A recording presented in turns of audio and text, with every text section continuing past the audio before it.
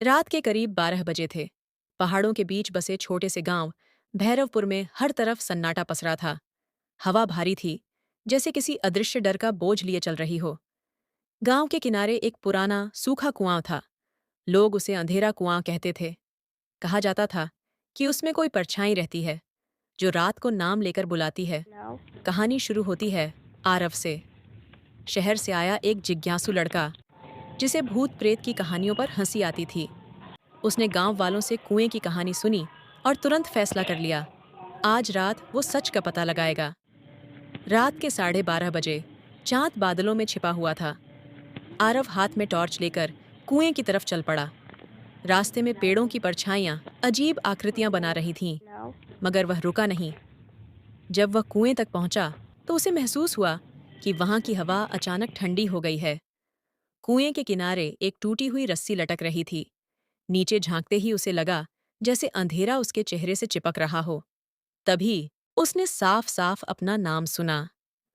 आवाज बहुत धीमी थी, मगर इतनी गहरी कि उसके कानों में चुभ गई। आरव। आरव का दिल तेजी से धड़कने लगा। उसे लगा कोई मजाक कर रहा है, इसलिए वह और झुककर अंदर देखने लगा।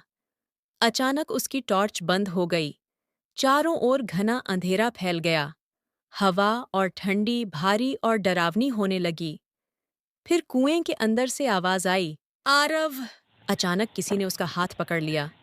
उंगलियां बर्फ जैसी ठंडी और असामान्य रूप से लंबी थीं। आरव चीखा, मगर आवाज गले में ही अटक गई। वह हाथ उसे अंदर खींचने लगा। आरव ने पूरी ताकत से किनारे की पत्थर की पटरी पकड़ी। उसकी उंगलियां छिल गईं, लेकिन पकड़ नहीं छोड़ी।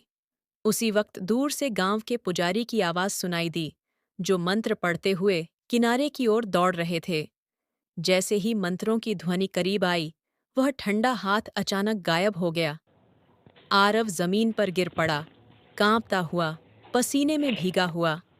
पुजारी ने उसे उठाया और कड़क आवाज में कहा, कहा था ना, ये कुआं किसी इंसान को वापस नहीं आने देता। तुम भाग्यशाली हो कि बच गए। आरव ने पीछे मुड़कर कुआं की तरफ देखा। अंदर गहरा अंधेरा था, लेकिन उसे यकीन था कि दो चमकती आंखें अब भी उसे देख रही थीं।